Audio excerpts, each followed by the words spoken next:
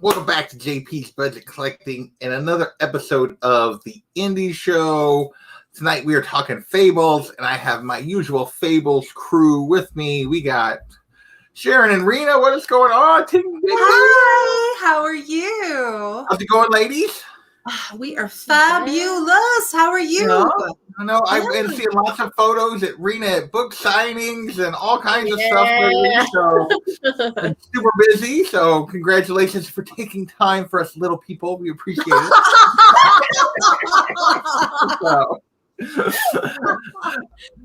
All right, we got the rest of our crew. We got some guy named John, and then we got Unruly Simeon. What's going on, Unruly? Woo, woo. The love-hate relationship between the two of you just slays me. I grew up with brothers. It's the only way I express love at this point. Yeah, that's pretty much. If I was nice to him, then he might think that there was something wrong or something. So. I would totally think that. So. I actually saw something on Instagram. One of our English author friends, she posted how you can tell if someone from there likes you. And the first thing was, if I'm super polite to you and we exchange pleasantries, that means I hate your guts. But if I insult you and I swear at you, that means we're like best friends. And I was like, okay, I understand how it works over there now. Hey. That makes a lot of sense. Yeah, that's pretty much how I interact with people. So yes, tonight we are talking Fables Volumes 12 and 13. But we'll get into that in a minute. Let's shout out this chat. Lady Fantastic, what is going on, Caroline? Thank you for joining us. Thank you. And then we got Sharon and Rena hanging out in the chat. Kurt's hanging out in the chat. What is going on? Jonathan, thank you for being here. There's that John guy again. And then Unruly, what is happening? Lady Fantastic is tired. I can understand that. It's been a long day. Okay, we got the whole family in the chat. I appreciate that. So, yes, margaritas are always for the win. Especially, it's my Friday. This was my Friday, so that is the one nice thing. Hey, whoop, whoop. Well, tomorrow I will be on the road all day, but hey, that's okay. So, oh, yeah? You going somewhere fun? To a 5-year-old's birthday party.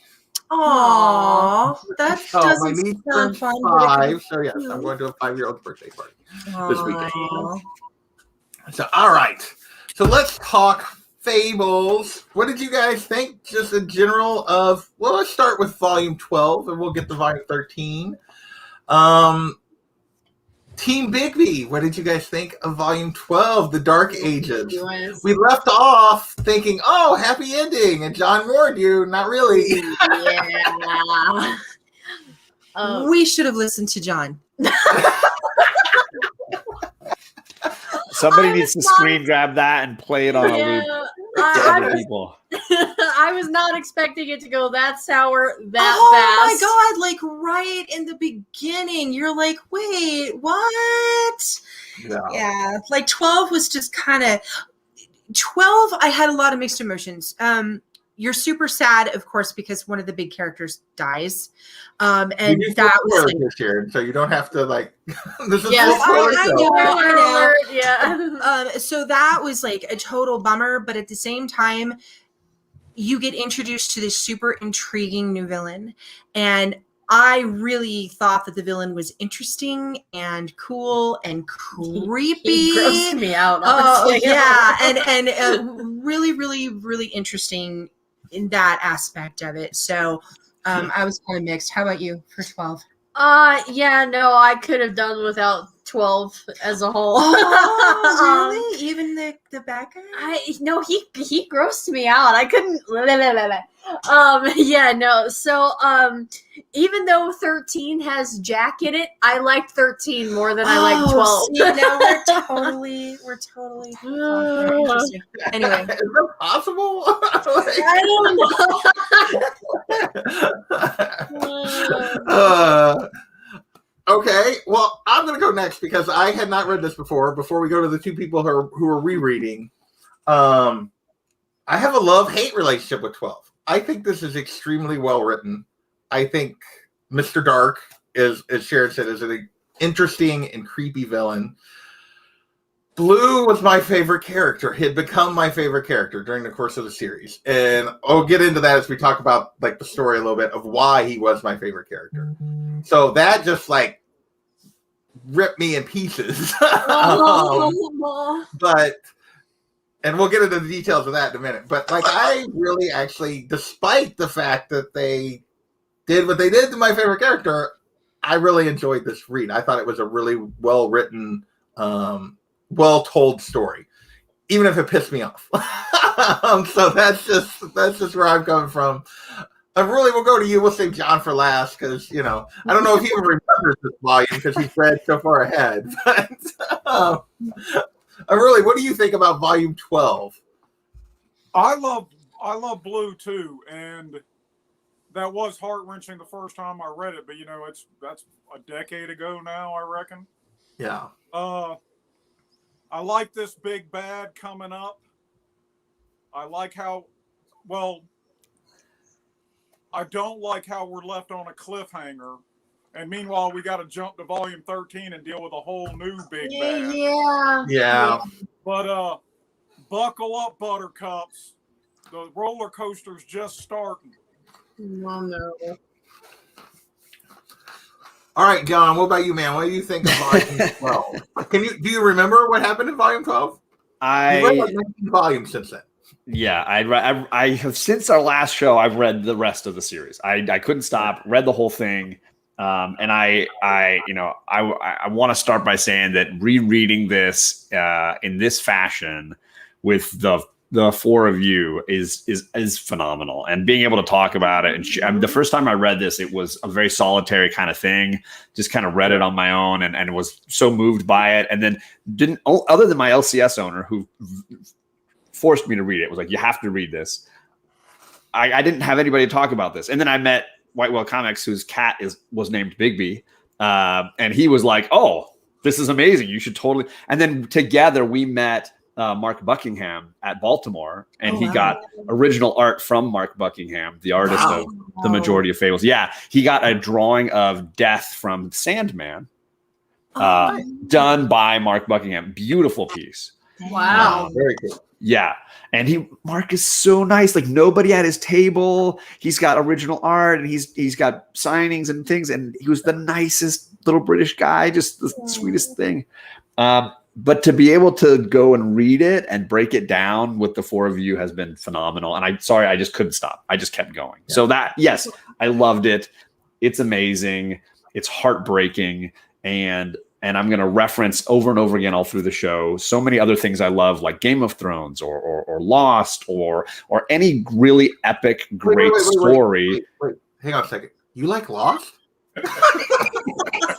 Any epic, great story with a huge cast of characters that knows how to twist the knife and knows how to pull the right strings at the right time and is able to play notes of comedy and notes of tragedy and bring it all together really, really nicely. And this is an example of that. I think there's a ton of great stuff going on in this volume. And I actually was able to find things I loved about Crossover, which I wasn't the first time. Well, that would make one of us. All right, so where do we want to start on this? Do we want to start with the big bad? Do we want to start with Blue? Where do you guys want to start on this? I guess just the Blue thing. Okay, let's it pissed me off so bad. They kind of tell you why he died, but you're just like, oh, what? But he's there, and then he's dead, and you're just like, and then the whole scene between him and Flycatcher, when Flycatcher tries to like save him, and he has all that magic, and he's all glowy, and you're like, yes, this is gonna save him, and no. And then you just cry. Yeah.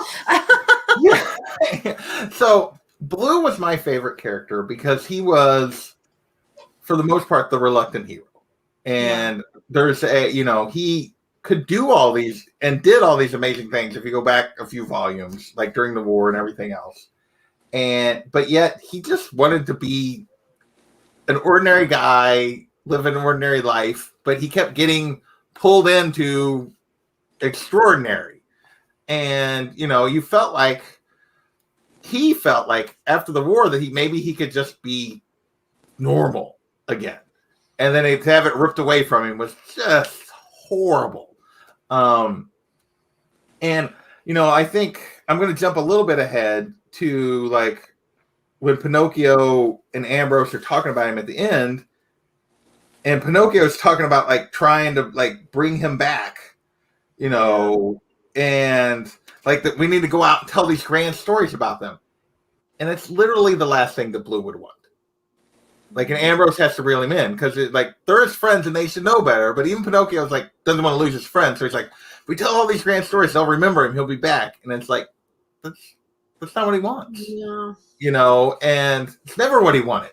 And so I thought that was particularly an amazing moment. We'll circle around to the Rose conversation because I do want to talk about that. But yes, when Ambrose comes back out like failed, it just punch below the belt for me. He's just like, oh, dang, because you thought, okay, he actually is going to get saved. Yeah. No.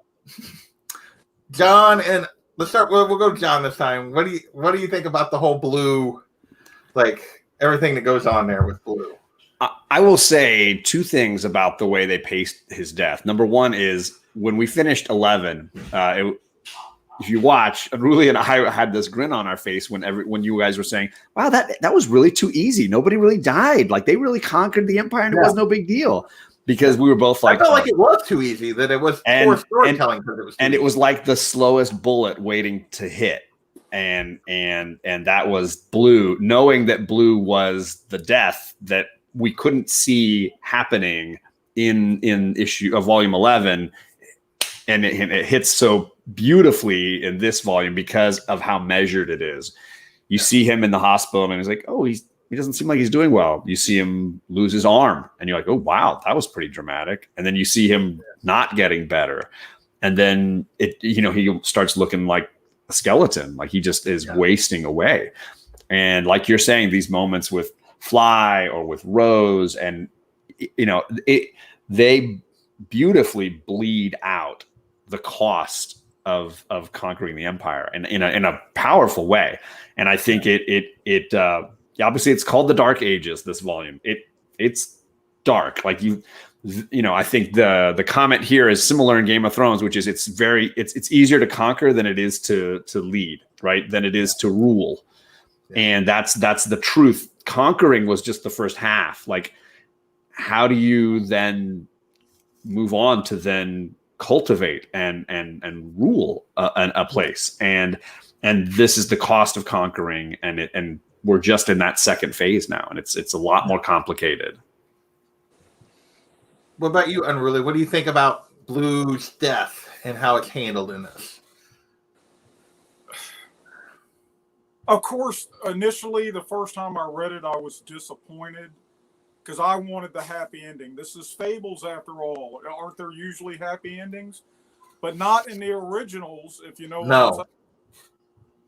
But I thought it was beautifully done. And like you said, circle around to that conversation with Rose.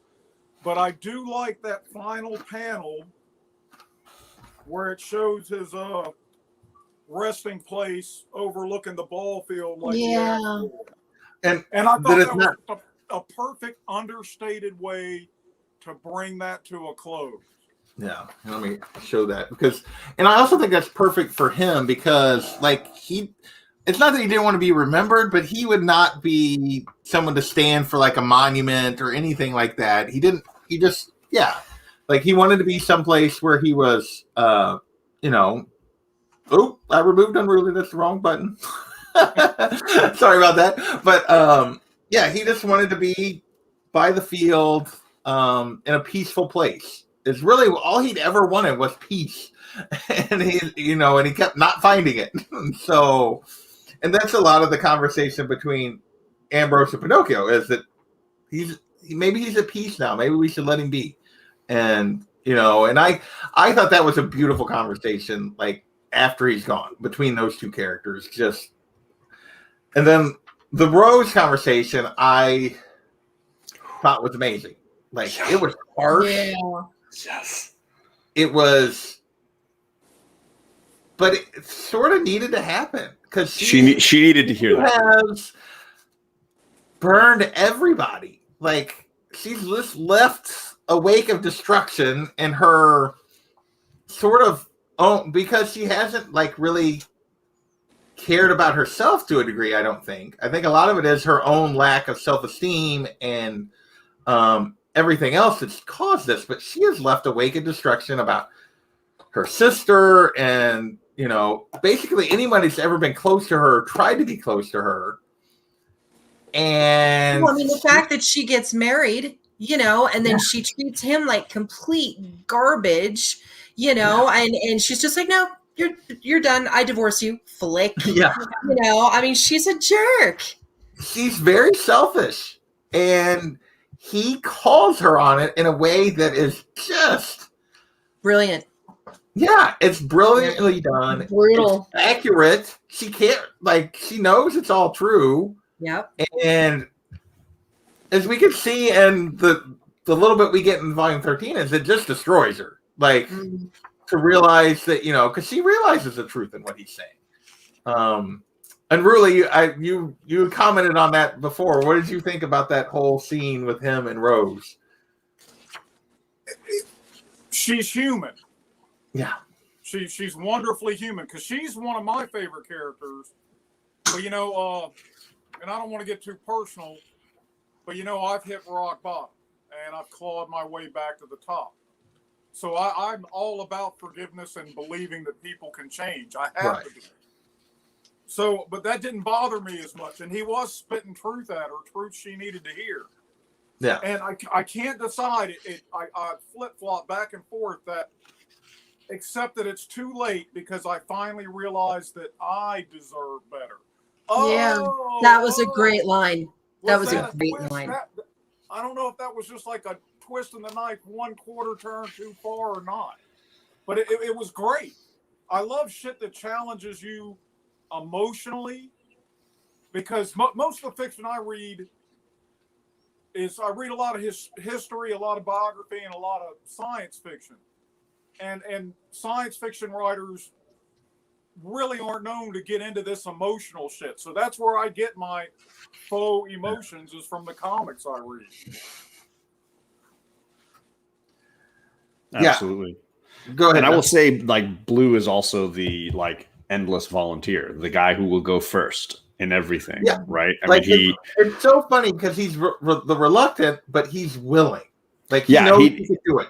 Yeah, he doesn't want to die, he doesn't have a death wish, but he's also not going to put anybody else's ahead of him in the line of fire, right? Oh, and he's so calm about it the whole time. He's so calm.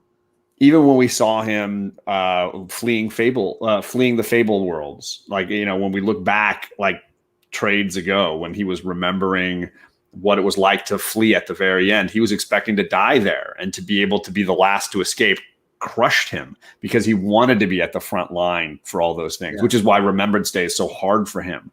And then when he took the sword and the cloak and decided to go back and be like, you know what, this is how it was supposed to end for me. But then to survive that, he's like, okay, I wasn't expecting to survive that. And then of course, all that he does for the freeing freeing them from the Empire. I think he just really is that guy who wants to go first. And it's painful when that comes up. Yeah. So what do you think about the Rose scene? Are you with him? Really, does he go too far at the end, or is it really what he needs? Yeah. No. See, I want to think it might not even have been hard enough. I don't know. I don't know that there's any. She clearly, like you mentioned, she's burned a ton of bridges, right? She's done 100 things wrong. Now, I agree with Unruly as well that I love Rose. I think she's a great character because she's so horribly flawed. And it is incredibly humanizing to see what she's going through. It's easy to like Snow, because Snow does the right thing most of the time. Yeah. But at the same time, as we delve deeper, I mean, there's a volume later on called Rose Red. There's a volume later on called Snow. We're going to get a lot more of who they are and who they've been their entire times together, and understand better, I think, where it all sort of stems. And I think in this moment, we're seeing Rose at a huge turning point in her life, which is an incredibly long life that she's been living. And to finally now be finding a turning point after millennia is a little bit bonkers, but she's finally forced to confront the person she's been all this time. Yeah, I mean, Rose has acted like she's thousands of years old or whatever it is, but she acts like a spoiled teenager. Like, absolutely, she's never grown up.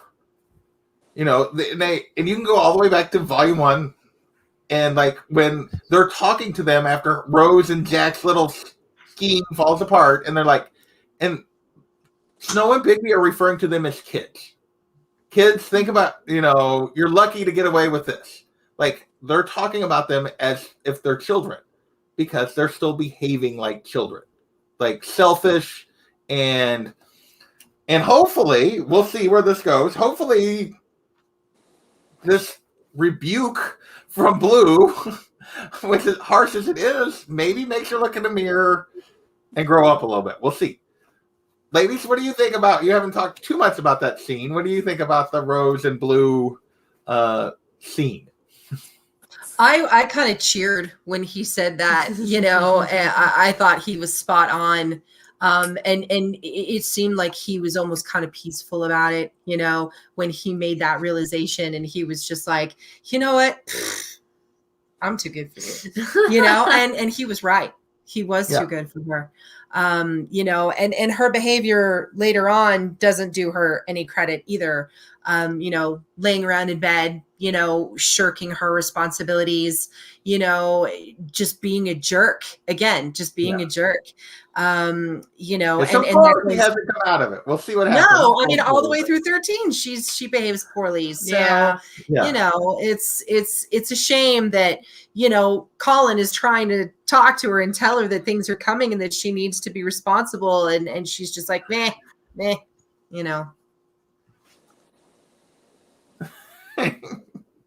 Underrated. All right. I think any final thoughts on Blue before we move on to some of the other stuff in this volume? I think we've covered that pretty well. Let's talk about Mr. Dark. Sharon liked him. Rena does not like him at all. So let's start there. Sharon, what do you like about? Yeah, all right.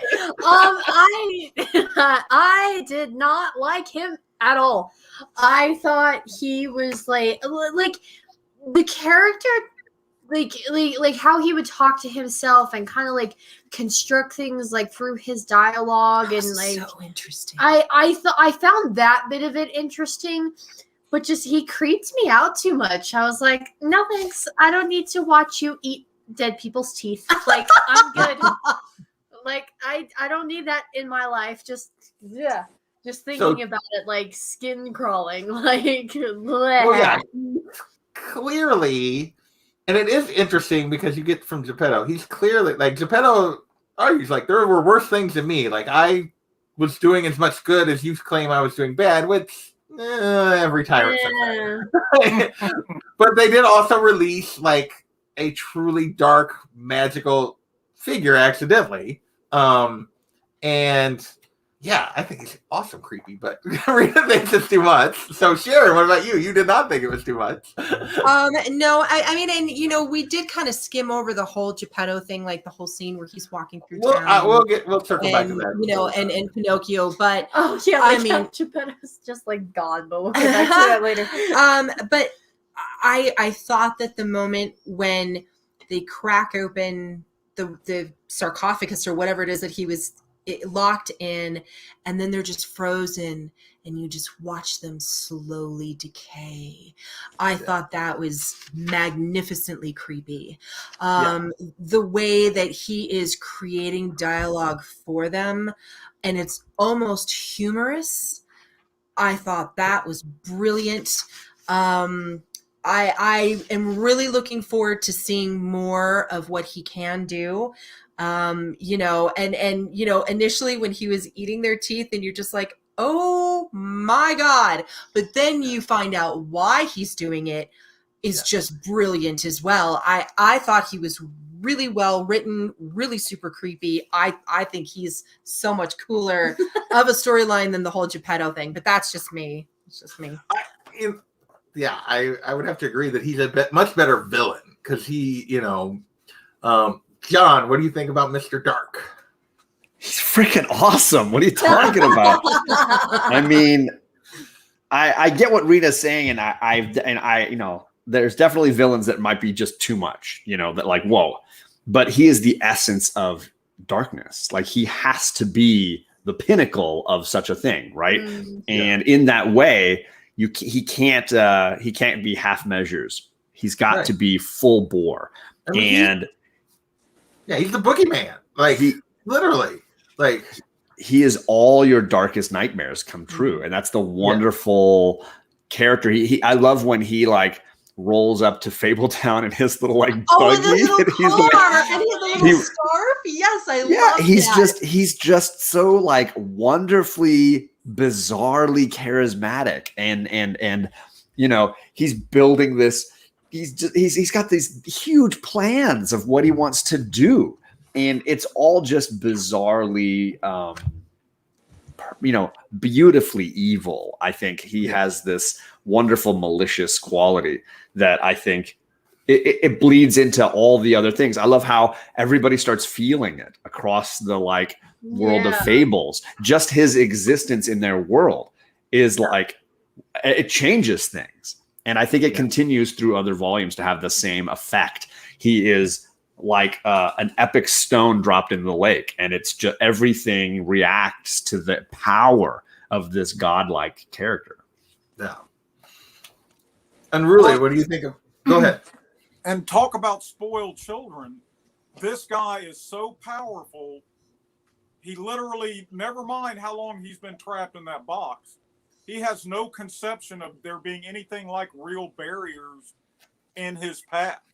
You know what I'm saying? And just think of the arrogance that would breed over God knows how long he's been toting this kind of power. He just assumes that this is what I want. It's going to happen. Not unlike a certain, I'm not going there. I'm done. Let's not. So, I don't know what else to really say, because he does a ton in this, but he doesn't really do much other than, like, we discover that he's the source of the power of the Witching Well and the Witching Cloak, which are the two most powerful magical items that we've been introduced to during the entire story. And, like, basically he tries to, what leads to the death of Blue is he sends in basically an undo spell to destroy those items that stole part of his power. And because he can't really aim it from as far away as he is, it basically undoes everything in Fabletown. Or what do they call it? What is it? Like in the and we see the result of that is basically the whole, because it was held together mostly by magic, it all comes down. What did you think about just that show of pure power that he has? It's just amazing to me. John, you're nodding. He's a god. I mean, that's the reality. He is like several other characters through this series that we will meet, who is all powerful, and his fable, if you will, is so universal. Every culture has their darkness, their evil personified, and he is all of them.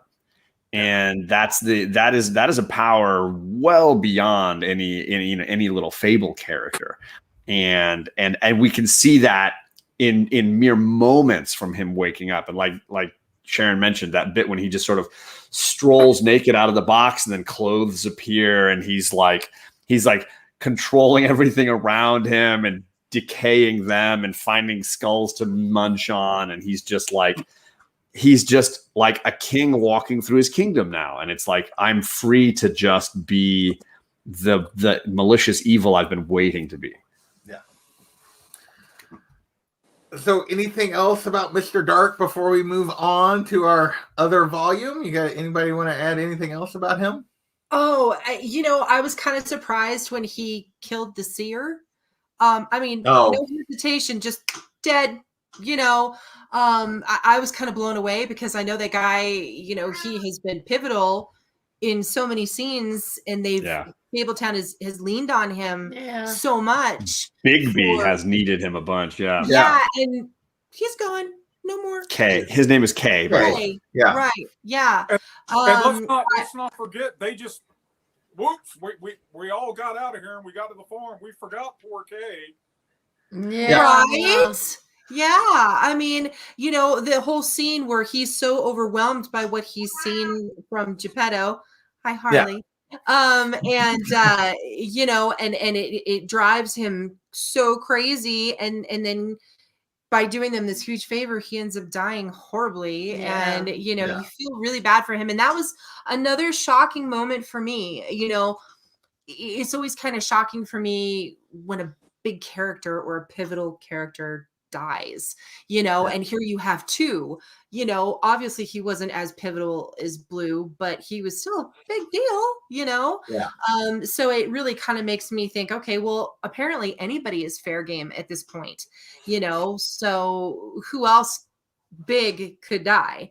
I have a feeling there's going to be several before this is over. We'll see. I think so. Well, I mean, they in the last couple of volumes, they've taken out Prince Charming, who was really the only one that appeared to have died during the war, and then they take out Blue, and they take out Kay, and I have a feeling there's much more coming. Kat, you decided it was your screen time? Say yep.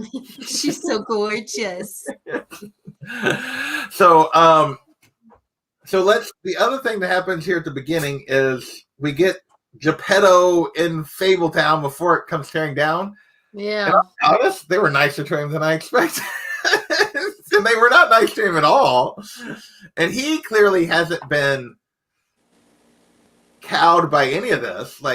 He doesn't, he thinks he was right. He doesn't believe, he believes everything he did was good and should have been done, and can't believe that they're wrong for even standing up to him, and they should have just rolled over and he's all kinds of indignant.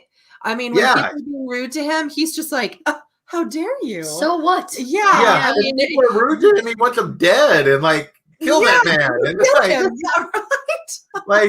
just so what do we think of Geppetto at this point in the story? Unruly, we'll go you this time. I'll let you go first. Well, again, it's he doesn't have the innate power that the Dark Man does, but he's been wielding unquestioning obedience from, as far as he knows, everyone for a long damn time. So it's going to take him a while to dial it back and realize the position he's in. Or will it? I don't know that he ever gets that. Yeah, I don't think he does. I think that's just who he is. Yeah, that's just part of his being, is arrogance. And, to give the man his due, he might have conquered and drove the Fables out and killed a lot of people doing it, and he might be a little too quick on the off with their head trigger. But, he did bring peace to countless worlds where there was, some form of prosperity. And listen, don't get it twisted. People are willing to trade freedom for security. It's just a sad sad fact. That's true. That's true. One thing that I found interesting is just the blind devotion that Pinocchio still has to him. Yeah. Pinocchio has a very clear view of him and understands that he's a killer and understands that he's the bad guy, but he still loves his father. And, as he's taking him through the town, his endless patience with him and all the times that Geppetto is rude and Pinocchio just sails right over it. It's okay, Pop. It's okay. Let's just move on. Let's get you fed. Let's go over here. Let's show you this. He's just so kind, to Geppetto, and almost to the point where it kind of irritated me because I didn't think that Geppetto deserved that kindness. Well, It's very interesting because Pinocchio was the bad son. because he was the one that sort of started all of it, because he was the son that didn't listen, which caused him to like create sons and daughters that would listen to everything he had to say. And it kind of started the whole thing, was that Pinocchio, while Pinocchio was dedicated and loved him, he also wanted to be a person, like his own person. And Geppetto never actually wanted that. Like, Geppetto didn't want a real boy. He wanted an obedient boy is what he wanted. Yeah, well, no, he wanted a toy that he could control. He wanted a puppet. Geppetto always wanted a puppet, not a son. And like you see, whereas Pinocchio was the one that wanted to be a real boy. And I think maybe Geppetto thought that's what he wanted initially, but like it was never what he actually wanted. And that's the way he reacts with the whole world, is he wants everybody to dance on his streets. So I wanted to shout out that this issue that starts the trade. I know sometimes you get like these guest artists who come in, and that's kind of the Fables thing, where the main stories are always Mark Buckingham, but it's those throw-ins. I liked this Michael Allred art. I mean, I like Michael Allred anyways. I think he's just got an unusual style, but it's almost like a lighter comedic style that fits this kind of farcical issue. He also didn't he also do when they go to Mr. North's castle, when he the artist on that? Yes. And I did not like it then. It didn't fit as well, but it's perfectly comedic here for me. Yeah. And he did a Silver Surfer run that I thought was kind of fun as well. And I also want to shout out this. We're really getting into what I love from the James Jean covers, because the covers for this run are just phenomenal. I mean, the trade paperback cover, which is like a statue, and it's the death of Blue on the cover. I mean, there's so many incredible. There's Rose Red throwing the roses on his grave. I mean, they are like amazing pieces of art, just really, really top notch. And I constantly go through these trades looking at what James Jean does and just, being blown away. I mean, just so great. So, I mean, shout out to the art team, because I like the Michael Allred standalone, of course, all the Mark Buckingham stuff, but then the James Jean covers are just bonkers good. Yeah. All right. So, anything else from this volume you guys want to discuss before we talk about the Great Fables Crossover? There were just little touches that they wove in there, little blips that they had, like when Santa can sense something's wrong. All the kids going on the naughty list. Yeah. They slip these little things in there, just little blips here and there that they slide these characters in, so you're caught up in the main story, but you get these little glimpses. Like what's her Baba name? Yaga? It's free. Baba Yaga, yeah. Baba Yaga is free. The genie appears to be no longer attached to his bottle. Like, and several rooms from the Fabletown building are no longer attached. That were magical are now no longer attached to a place of origin, so people can't get in and out of them the same way. They've just vanished, and unless they remembered where the actual physical location of those rooms are, they're gone. Right, they can't get into the office.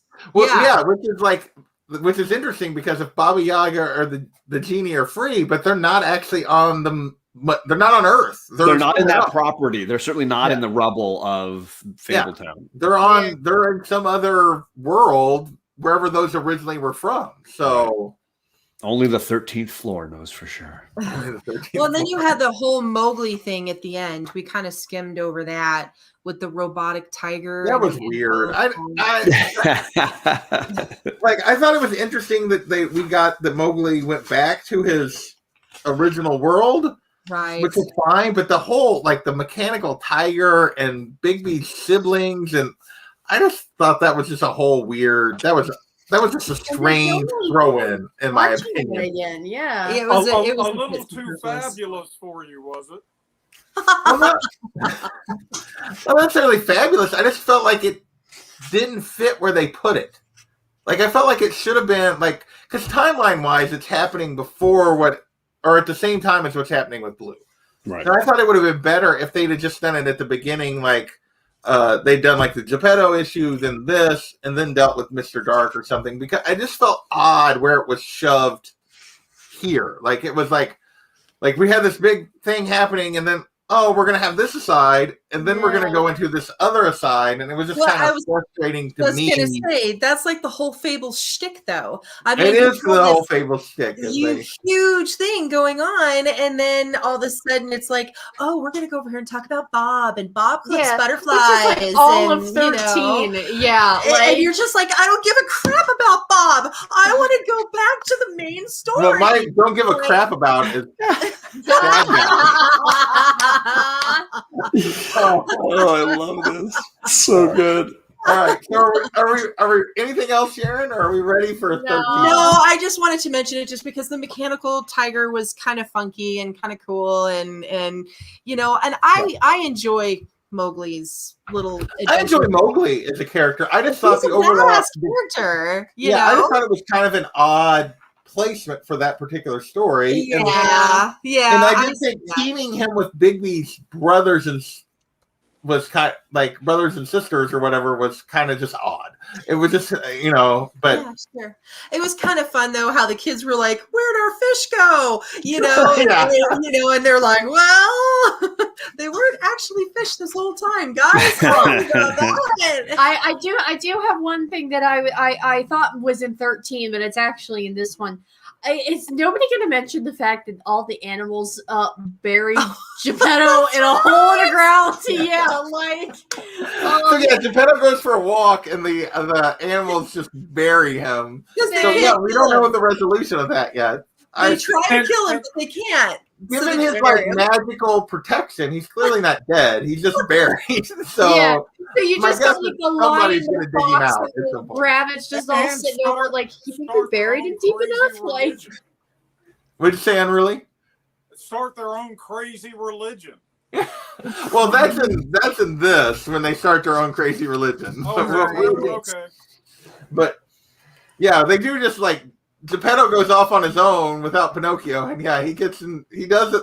Actually, in some ways, that's the most punishment he's gotten so far. Is the animals buried. Agreed.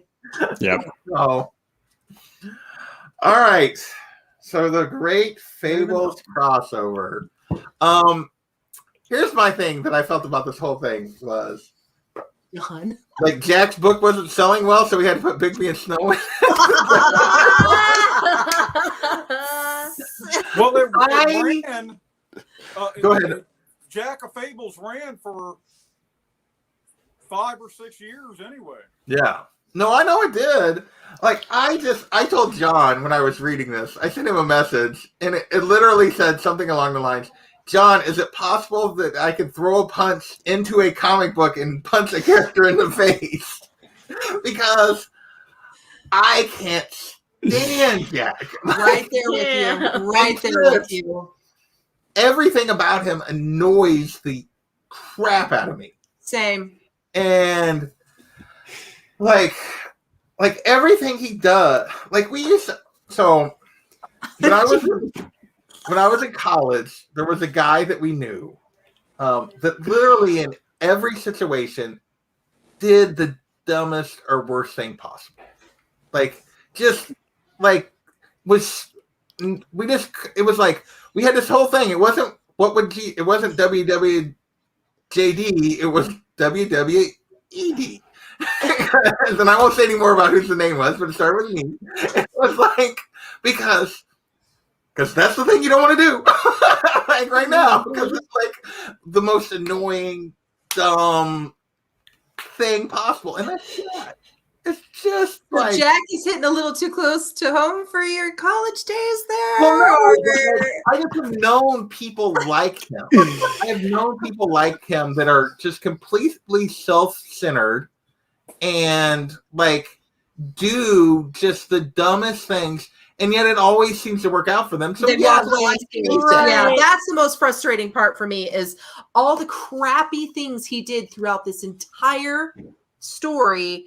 And he just strolls down the road at the end. Yeah, so basically he creates this problem, dumps it on Snow and Bigby, then goes and causes problems at the farm, and then at the end he just walks away like, yep, got it done, took care of business. And it's just like, I despise that guy. I can never read those comics because it's like, I couldn't watch Breaking Bad because I didn't like any of the people on the show. Like, I can admit it was a really well written show, but I didn't like any of them, so I don't want to spend time with them.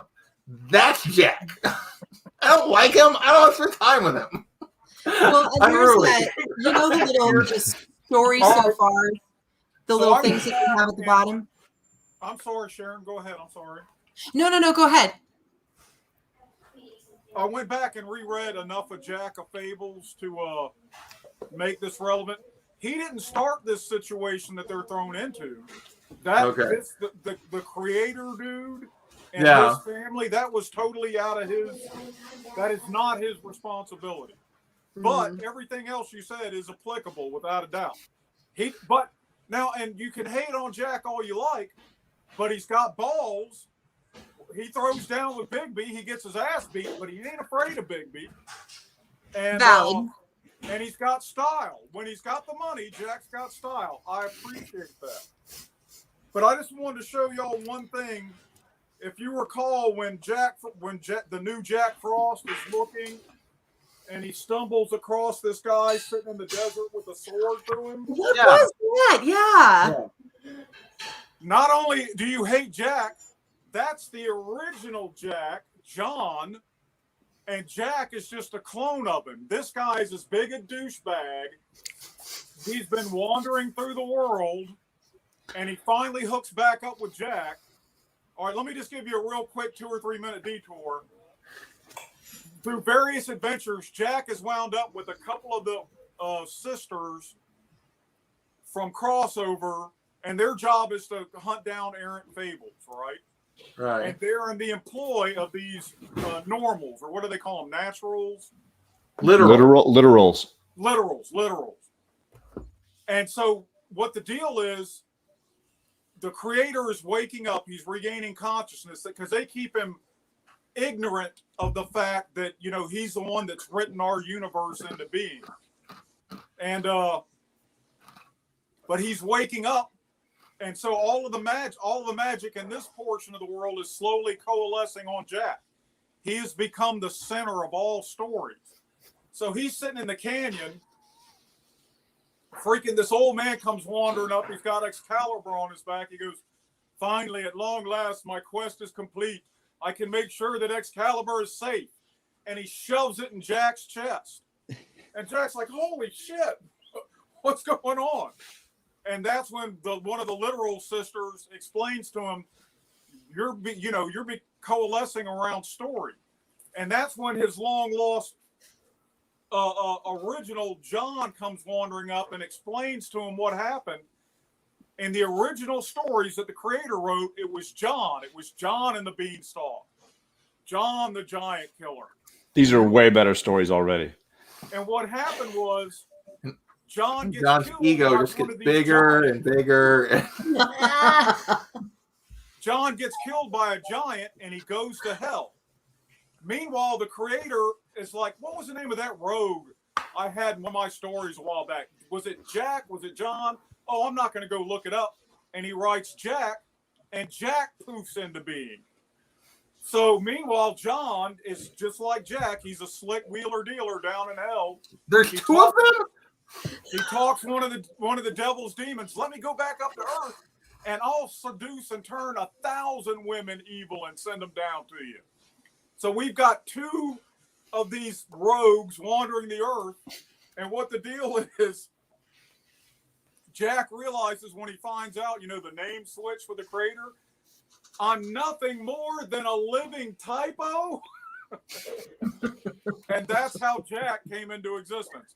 I see. You know what? Digression. He is a living typo. Yeah. That's amazing. So, I will say, and this is not like exclusive to this crossover event, but it is very frustrating when they do these things that they have things that you just completely don't understand if you haven't been reading all the series. And like, because they don't do a good job. They don't explain the guy in the canyon with the sword in his chest for it all. They don't explain where this creator suddenly comes from that we haven't seen at all, or any of these literal. Like, they don't do a good job of that. So that was very frustrating to me to begin with. And then I'll be honest, it didn't really interest me. Rena, on the other hand, seemed to like Volume 13. So we'll go there. Rena, what did you like about Volume 13? Other than just the fact that I found it slightly more interesting, maybe it's just because I am a writer, I don't know. But I mean, it kind of bugged me that they jumped between different storylines, and it kind of bugged me when, like, poor Bigby. Bigby took so much abuse in this trade. He made the cutest little girl, though. And then he goes in there and he kills everybody as that little girl. That was a badass scene. I love that. I ended up just enjoying the end, and for as much grief as we're giving Jack, if it wasn't for the fact that he duped Jack Frost into going out on a hero's quest. That's true. The world would have ended. This is true. So indirectly, Jack saved the world again. Or he did anyway.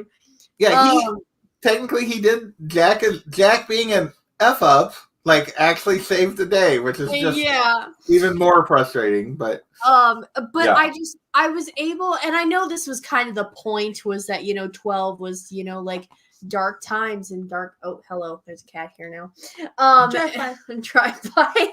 I know the point of 12 was supposed to be it's darker and it was supposed to be heavier, but I appreciate more the fact that this one was able to make me smile.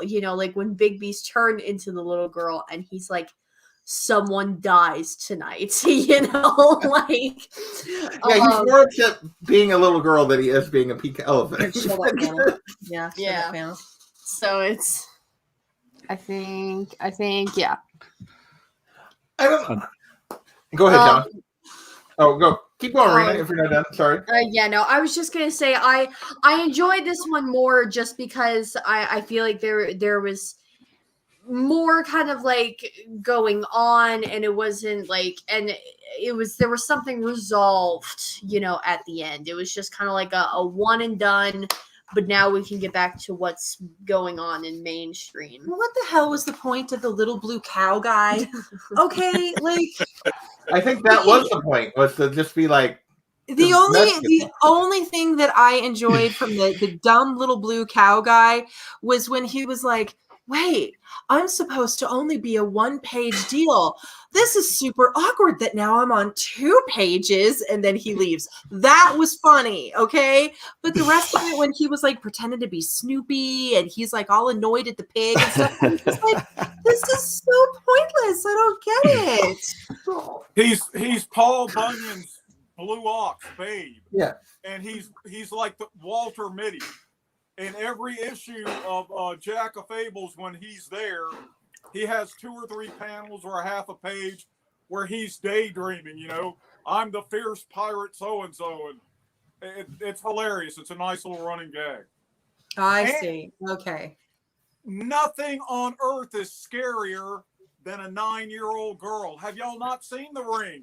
Have you not seen the dead remake? Shining. Well, that's even what, like, even when you get like the Scary Movie literal or whatever, is another little girl. That was a little girl. Yeah. And she goes, kill her. The sweeter they look, the more dangerous they are. Well, you look pretty sweet, so that must mean that you're mighty dangerous. It really just goes in and like decapitates them all. I love So that good. scene. Yeah, and then he's just like, you know what? I refuse to be Buzz this Lightyear's little girl head. anymore. Well, it wasn't technically Buzz, but So I will say, I said at the beginning that my LCS owner was really the only person I really communicated with when I was reading and enjoying these, because he was a big fan. And he, to this day, still says, read all of Fables. It's so good. Just don't pick up this one. You don't even need it. And that's his attitude about it. so Like, he is just like, he's like, doesn't affect the story. You can read right through. No big deal. And it doesn't, it's an outlier. And I agreed with him when I read it the first time. I really was frustrated. Just all the same emotions that you three are feeling.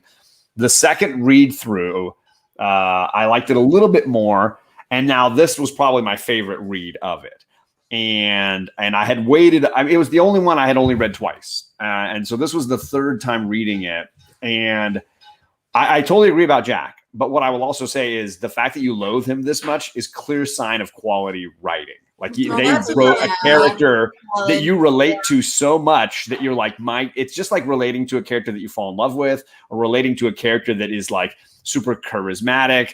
You relate to Jack in a way that you're like, I know people like this. I've met people like this. This is so spot on that I want to run screaming in the opposite direction from this individual. And so that's impressive. And what I got most out of this current read was that it basically felt like the writer wanted to do Airplane or Hot Shots or a great Leslie Nielsen like comedy farce. And he gets to play in a big pond with all of these wonderful toys. And it's like, I get to play with all the genres. I get to be super meta. I get to make jokes and just let things rip. Now, as someone who's engaged in Fables and enjoying the drama of what's going on, this is a frustration because you're like, get me back to the story. But as a from a writer perspective, as Rena said, there's this fun of like, let's play with these toys and let's really have a good time with it. And when I don't feel like I just want to see the next episode of the show I'm watching, and I'm able to say, hey, this is kind of a fun, like, I even joked to JP, it's like the episode of Buffy where it's a musical. And It's like, no, we're just doing a musical this week, and you're just going to enjoy it. Yeah. And that's kind of what this is. It's a really long musical episode, but it's like, it's basically that. And I will say, on rereading it now the third time, I enjoyed it a whole lot more as just the I don't know, the super sweet saccharine like dessert that it's designed to be. And that at the end I can go back to the main course and have some more steak or potatoes or what have you. So I enjoyed it a lot more as a result. Watching all the genres battle and the hilarity of the genres. You know, you get like Sylvester Stallone as action, and you got Groucho Marx as comedy, and you got John Wayne or Clint Eastwood as the Western. And it's all this wonderful farce that I could enjoy. Now, Jack walks in and you're like, God, it's a Jack issue now. I'm dealing with Jack. But when you get, Bigby turned into a little girl, I mean, there's just so much, or even the African-American gentleman who's like the assistant to the writer and trying to manipulate the writer.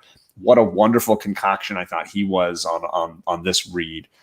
So there's things that I really enjoyed. Now, it's still, for my money, the weakest volume in the whole run, but I got a lot more fun out of it. There was a couple of lines in there that I kind of chuckled at, because I'm editing Rena's next book right now, and there was a couple of lines in there where, they were like, well, this and this, or did an editor just put this line in? Yeah, like when that made me snicker quite a bit. Yeah, like when they poke the egg, when he's like, all right, I'm just going to edit out the bit where we figure this out and we're going to open it. And he just pokes it and it opens up. I thought that was brilliant. Part of it was fun. And I can see why you liked the writing aspect, because there was like the writer's block. Yeah. And, and just the whole aspect where he wanted to create a world and that kind of thing. I could see where you would enjoy that. Yeah, mostly. Yeah. Yeah. I would say really the only, because John, I know you said that technically you can just skip over this trade and continue on because it doesn't like affect the story at all. I would say really the only thing that this actually contributes to the mainstream storyline is Rose Red. I mean, because I'm sure she doesn't get like she's still in the state that she's in the next trade coming up. But I mean, this is also the first trade where you see her and talking to Colin. Is that his name? No, she talked to Yeah. Colin in The last pig, yeah. Yeah, this is Yeah, when she well- talks to the pig. And just her working through, because I mean, obviously, I mean, Jack's just horrible to her. It's like, come on, dude, like really. It's not what she needed.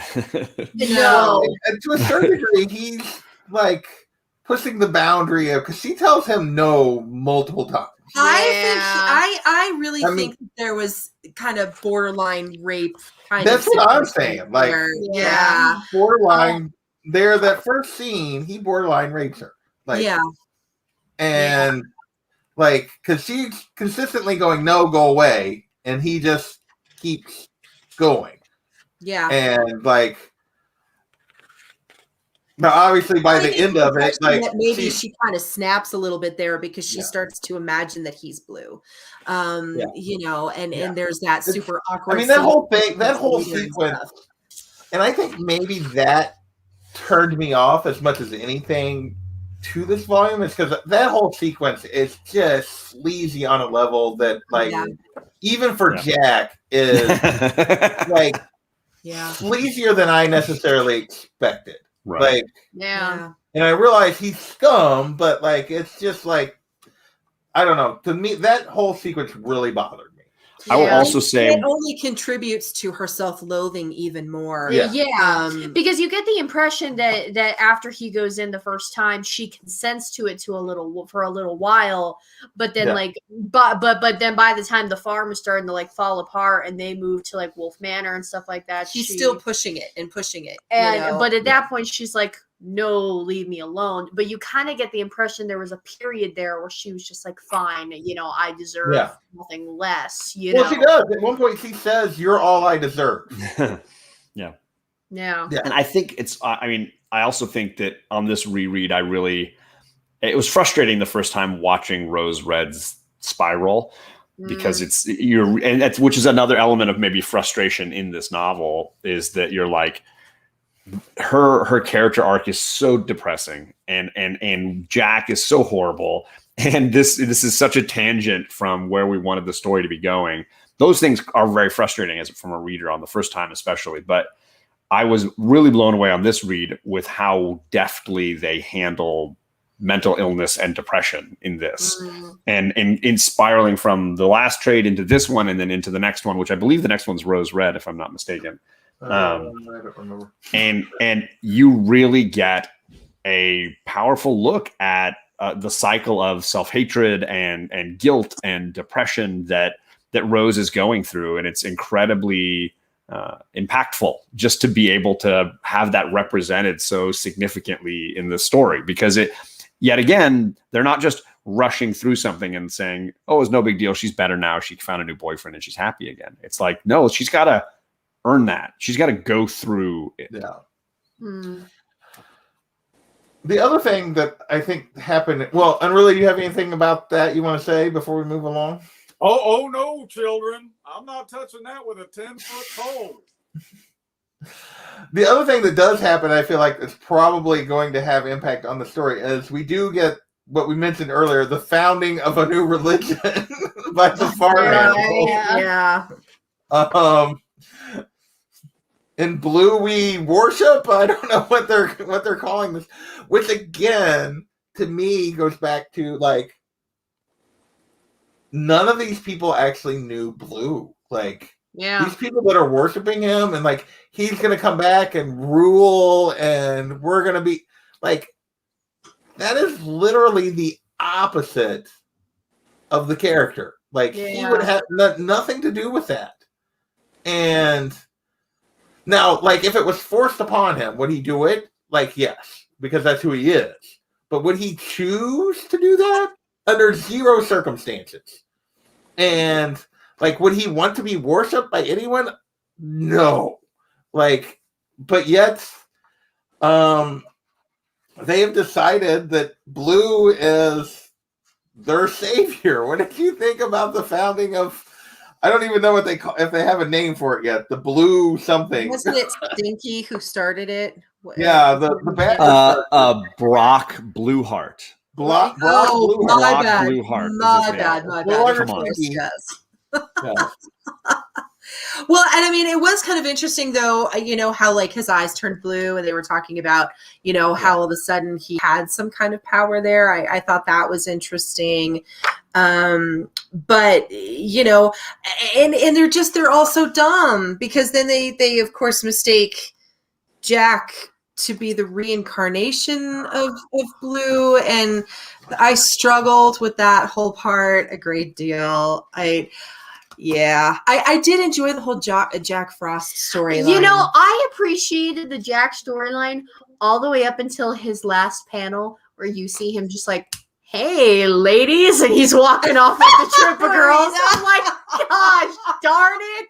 Like, Well, he is his son, so. But yeah, I'll be honest, like the whole Jack Frost thing, and then it's that he's Jack and the Snow Queen's son. Like, what? What's the Snow Queen doing? like for what we've seen of the Snow Queen, that she got suckered by Jack. Are you kidding me? Like, that really degraded her. Like, in my opinion, man, you hate him so bad because he's awful in every way. And there's nothing redeeming about him as a fable or person. And I'll be honest, the whole thing just frustrated the crap out of me because, even the humor, I don't know. I didn't enjoy the literals very much. I didn't really enjoy the Page sisters. And then Jack is doing Jack things, and it was just the whole thing just frustrated me. But anybody have anything they would like to talk about? Because I just was like, this is going on the shelf and never being touched again. The whole introducing the creator aspect of it, like John said earlier, it's very meta. Yeah. It seems like a lot of writers want to do that at some point. King did it in the Dark Tower series, introduced himself as a character and a creator into his own creation. Robert Heinlein, towards the end of his career, did it in a couple of books where he tied all his worlds together and threw himself into the mix. Dave Sim does it very spectacularly in Cerebus. Yeah. So that's I've always gotten off on that. There's a long tradition of that in speculative fiction. And one neat little thing, when he shows all the archetypes and he introduces them, and there's writer's block in the corner, you don't notice him. He doesn't have a little explanatory paragraph. Yeah, he's been there the whole time. Yeah. I thought that was well done. I thought the writer's block thing was well done. Like the way they showed writer's block was always in the corner, throughout the whole thing, and it was never that he was there until they finally were and then everybody's like, we didn't even see him the whole time. He was there the whole time, and I thought that was really well done. But hey, listen, I know Jack is despicable, but trust me, every platoon needs at least one Jack.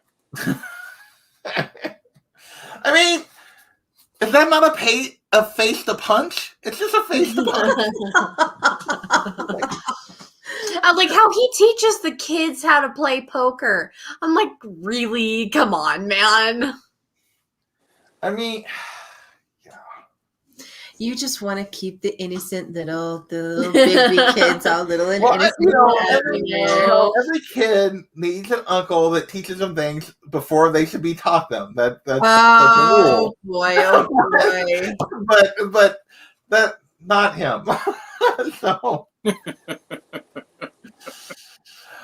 Oh goodness. John, you got anything else you want to say about this? The other thing that does happen in this volume is at the very beginning, we see some of the influence of Mr. Dark. The very first issue. Yes, with Big B and Beast. With Big B and Beast. Yeah. We see that they're both angrier than they should be, and like that it's clearly like affecting them, and basically they, you know, throw down like over nothing, big like time. really. Yeah, and I love those splash pages. And then basically the Snow and Beauty like get between them, and I just love like where she's sending him home, and he's just like tail tucked between He's like, his legs. yeah, he's like, oh, I hurt. It's like, I'm sorry. Well, and I felt like there was some foreshadowing too, because you have that brief scene between Beauty and the Beast, you know, and she's like, it feels like this particular time was meaningful, extra meaningful. Oh, Wink, well, yeah. wink. Well, we've already gotten the foreshadowing where Yeah. Frau was making their baby clothes. Like, so, yeah. So then it's like they have that, and it's like, oh, yeah, here we go. Kids coming finally. That was like issues ago, though. So you gotta That like was a maybe long pay time attention ago, to yeah. yeah, you gotta pay attention to stuff like that. Yeah. Yeah, this book is notorious for laying things out really, really early, just like little nuggets here and there, and seeing kind of where it's going to go. So yeah, that's a good pickup. Anything else? We're well over an hour. So you guys got anything else you want to say about either of these two volumes at this point? So, John, you got No, I mean, this is my mode now. No, I mean, I think I get all the critiques, and it is my least favorite. I think there is some fun to be had, but you got to be able to just say, you know, it's like telling someone that there's a season of a show that you love that's like, yeah, this season's a little different than the other seasons, and it's kind of like that, and you have to kind of go into it with a different kind of mental state. And knowing that I had to eat these vegetables, I kind of like went into it with like, okay, well, what can I find in here? And they're skirting around all the extra Jack and literal stuff that I didn't love as much. There were a lot of fun nuggets around that I picked up and got a lot of joy out of. And again, I think the genres still made me laugh a bunch of different times. And Bigby's bizarre, hilarious journey, also very funny. I mean, there were some funny moments. I will give it that. There were some funny moments. Just the overall story just did nothing to interest me. So, and really, what about you? Any final thoughts on either of these? No, I had jumped ahead when we first started this, and this is about as far as I got. So now, from now on out, everything's going to be semi-fresh to me. I've only read this a couple of times before. Yeah. So, yeah, I think the next two volumes actually are Witches and then Rose Red, I think. Okay. The next two volumes. But Sharon, Arena, you guys have any final thoughts before we wrap this up? Well, I think that John and Unruly have a little bit of an advantage because they've read the whole series. So yeah, they know when they're coming. going through, you know, a volume that frustrates you and I so much, they have like the entire series worth of knowledge, so they can kind of look for those cool little Easter eggs, you know what I'm saying? Like, so that's kind of a little bit of an advantage. And I think, John, that's probably why you enjoyed it so much more than we did. Totally. That's fair. You know, because, you know, we were just like, ugh, Jack.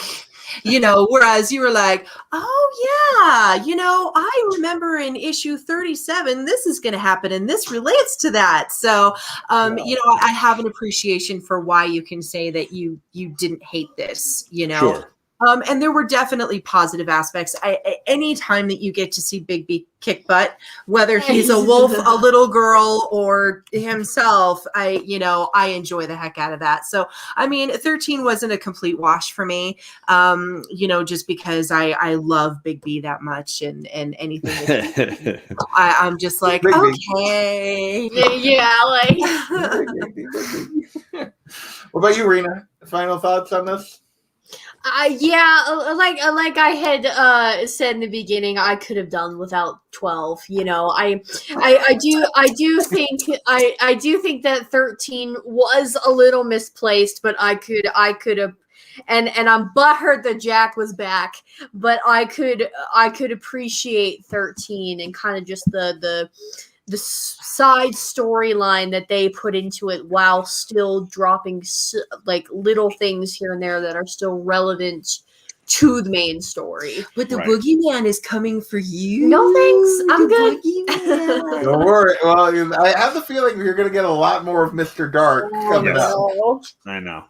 Yeah. So, all right. Well, before we wrap this up, thank you to my panel as always. Hopefully, we will. Like, I'm trying to get these about monthly, like 4 or 5 weeks at the most. Rotate through these. I'm good next week if you want to go again. I mean, I'm ready. No, John. We got next week. We're doing. Oh, crud. Yeah, I got to read those too. No, I'm just kidding. I already read those two. I'm ready. You already read those two. I'm ready for everything. We already talked briefly. You guys have anything coming up on your channel you want to discuss? Unruly, you're the most prolific of us. What do you got coming out? Well, there's just too many to list, really. Okay. You did make a video. You made your top 50 not too long ago, so you have made a video recently, and you actually was that the first time you showed your face on one of your recorded videos? I couldn't remember. I think it was a second. Okay. So that was cool. So it was an excellent video. So, John, you don't ever have anything on your channel like that you do. So what do you got? Anything coming Hey, up? I did a whole Batman spec video that just dropped today, where I was basically, as JP likes to say, I'm cribbing his notes from his show. But no, yeah, Comic Community News dropped today, and I talked about Batman villains and some of the characters I loved, and looking at the prices of where those books are. And then I'm on The Hunt with Tony Sanders tomorrow night. So if you guys want, King Johnfrey. it's supposed to be a Royal Rumble. So show up, vote for me, save me from whatever fate he's got in store for me. Okay. And then, Comic Gories Monday. Comic Gories Monday. Yeah, I gotta work on that. Which might be the last one for a little bit of a while. We might be calling that the end of season 3. I don't know. We'll see. Once Fables is done, it'd be great if you continue with other books. Or I assume you're talking about. I ain't reading Jack of Fables. I might read Ferris because I don't think John's even read Ferris. At this speed, Gore, it's going to be like 6 more months before we're done with Fables. So you got time. And of course, he's doing a ton of other stuff. Or you mean this panel needs to read something else? Yeah, Maybe he means that. Maybe this panel just needs to go with something else, and we could probably find something that we could read as a group. So, Rita and Sharon, you guys got anything coming up? Is there any signings depending on people where they live that they need to be at? What do we got going on? Yes, I'm actually planning on making a small video with Cade sometime tomorrow or this weekend. Is it going on your channel or his? It's going everywhere. My channel, maybe your channel if You you can want put it to. on mine. I have my done jack Instagram. squat with my channel. I've done nothing. Yeah, so I'm gonna put it on my Instagram, my YouTube, everywhere because and it's just gonna be a little itinerary because all of my trips are coming up. Our first one's in 2 weeks, and then 6 days after the first one is the next one. Well, you And did an then- interview yesterday. Yeah, I did an interview yesterday. It is on whose channel? It's on the Paperback Exchange. I need to copy the link and I need to post it. I Okay, forgot to because grab that yeah. was a bookstore in Florida. Yeah. And then she had a book signing in Salida that was 2 weeks 2 ago. weeks ago. So she'll be putting together the footage for the video that will drop from that signing. I know I posted some photos, but there's Well, that's some more travel your footage. stuff. Yeah. And then we're going to be traveling to Kansas, and she has 2 signings in 1 day in Kansas. Wow. Yeah. So because Where so in the Kansas? all the way over in near Kansas City, Baldwin City, and Overpass Park. Overland Park? It's going to be Overland Park. It's going to be so When cool. is Overland Park? That's an hour from me. Really? Really? Yeah. Really? Send me info. Overland Park's an hour from me. Come see us because Yeah, no. As long as I'm not somewhere else, I will come see you for sure. It's Well, there's awesome. 2 that day. It's 2 that Yeah. day. It's June 19th June 19th. Yeah, and there's one in Baldwin City, which is 45 minutes in from the Overland morning. Park. And then we drive to the other one, and the other one is going to be this huge carnival where they shut down the Yeah. whole street, and Okay. it starts at the library and then ends. Sorry, You're like smacking her in the head. Like, it's like the video John has of Kate and Charlie at the end. I just need to whip my braid around and hit you in the face and knock you into the dresser. But yeah, it's going to be the whole street. They're shutting it all down. Rena gets her own booth. Wow. There's going to be 17 other authors there, so it's going to be like this huge event. They're shutting the whole thing down. It's so cool. Yeah, it's so cool. Send me the info. Yeah, because that's absolutely. Well, and that's sure. what I'm doing is because I mean, obviously a lot of our YouTube friends live down in Florida, and I know that a lot of people said they're going to try and either go to Coco or try probably the Coco one. So I'm going to be putting together a little video here in the next couple days where it's going to list where I'm going, what time, what states, and it's going to be the itinerary, because literally all 3 trips are in 1 month. So it's because our first one's in 2 weeks, then 6 days after that it's the Florida one, and then 10 days after that it's the Texas one. And we get to go see Matt when we do the Texas one. June 19th. Cool. Did you say June? Yeah. June 19th. JP's like, I gotta go check my calendar. Yeah, so It's a Saturday. I will not be here. I will not be here then. I'm going to be in Arkansas. What? It's Father's Day weekend. I'm taking my dad on a fishing trip to Arkansas. Whatever. We planned this like literally a year ago, canceled because of the I pandemic. thought JP's like making an excuse for this. You don't need to make an excuse for spending Father's Day with your dad. You don't have to make an excuse for that.